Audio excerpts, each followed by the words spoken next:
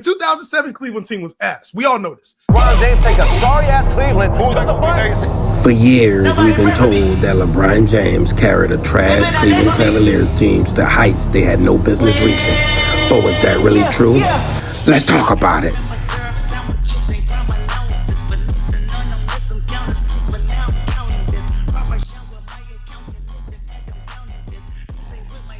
Welcome back to the Let's Talk About It podcast. I'm your host, KC. Let's talk about it.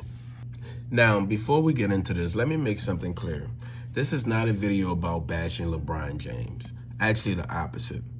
That 2007 Cleveland team would not have made the finals without LeBron James. Facts.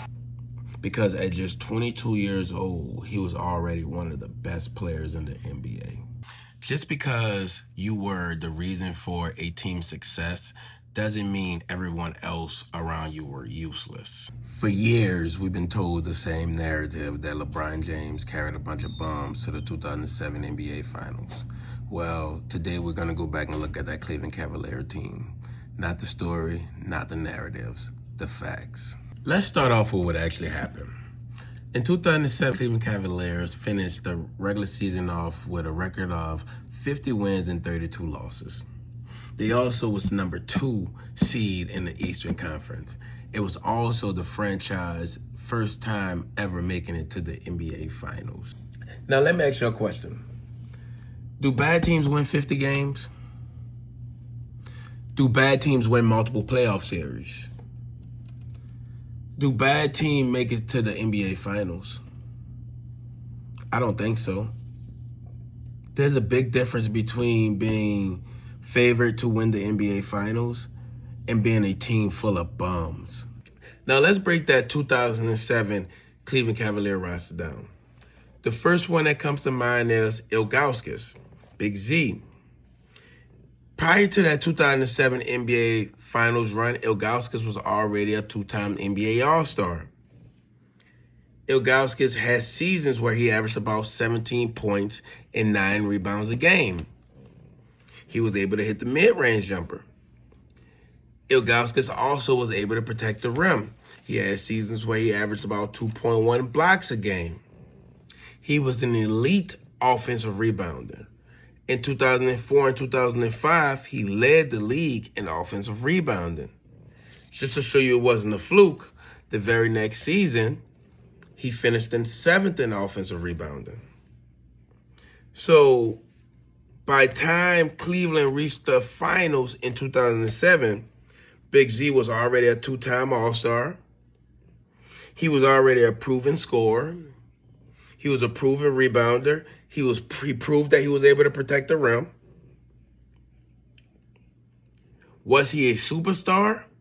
No. But was he a quality starting big, a veteran, a key piece to a 50-win team? Yes.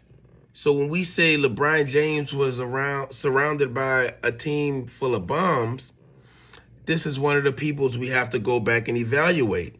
The next person I want to bring up is Larry Hughes. Larry, before joining Cleveland, he had already proved that he could play in the NBA. What I mean is, Larry was averaging about 22 points a game the year before he joined Cleveland, 6 rebounds and about 5 assists a game before he joined Cleveland. He also was one of the league's better defenders. He led the league in steals. He also made all-team first defensive team the year before he joined Cleveland. So when Cleveland signed Larry, they wasn't just signing some random guy off the street. They were signing somebody who can take pressure off LeBron James. They were signing somebody who can put pressure on the other teams by defending their best offensive scorer. So when they got Larry, that wasn't just anybody that they was just putting with LeBron James and say, make it work. It didn't work out the way Cleveland planned because Larry did suffer a few injuries with his stint with Cleveland, but he still wasn't some bum, some unknown guy. Hughes had already proved that he can score, defend, and impact winning before he even put on a Cleveland Cavaliers jersey. Now, injuries slowed him down, and he never was quite the player that he was in Washington when he got with Cleveland. But there's a difference between saying somebody didn't live up to expectations and being a bum. Now, the next person I would like to bring up is Drew Gooden. Drew Gooden is another player who typically gets overlooked when we're talking about that 2007 Cleveland Cavaliers team. Before that 2007 run, Drew Gooden had already established himself as as a solid power forward in the league. He was a 4th overall draft pick. He had already shown that he could be productive in the NBA. The year that they made it to the finals, he averaged 11 points and 8 rebounds. He brought the toughness, the rebounding, and interior scoring. Was he a superstar? No. Was he one of the best power forwards in the league? No, but he wasn't expected to. He helped Cleveland by controlling the paint. He gave Cleveland another physical presence alongside Big Z and LeBron James. Was he a superstar? No, but there's a difference in not being an NBA superstar and being a bum. Now, we all remember that great Game 5 LeBron James had in the Eastern Conference Finals, where he scored 48 points. Cleveland last 29 of 30 points. One of the greatest playoff performances we have ever seen by a superstar. But what if I told you there was a Game 6? And what if I told you the guy who took over Game 6 wasn't LeBron James? It was Daniel Booby Gibson. See, with a trip to the NBA Finals on the line to send Cleveland to their first ever NBA Finals, Gibson scored 31 points, made not 1, not 2, not 3, but 5 3-pointers to send Cleveland to their first ever NBA Finals. See, basketball is a team sport.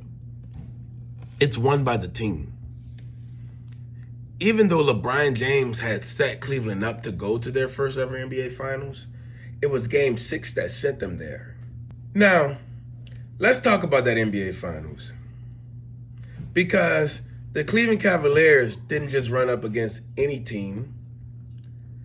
They ran up against a dynasty. One of the greatest dynasties we have ever seen.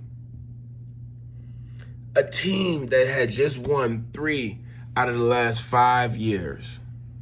They ran up against the San Antonio Spurs, led by Tim Duncan, Manu Ginobili, and Tony Parker. One of the greatest coaches in NBA history in Greg Popovich. So maybe it wasn't that LeBron James was on a team full of bombs. Maybe it wasn't that Cleveland didn't deserve to be there. Maybe they just ran up against one of the greatest dynasties in NBA history in the San Antonio Spurs.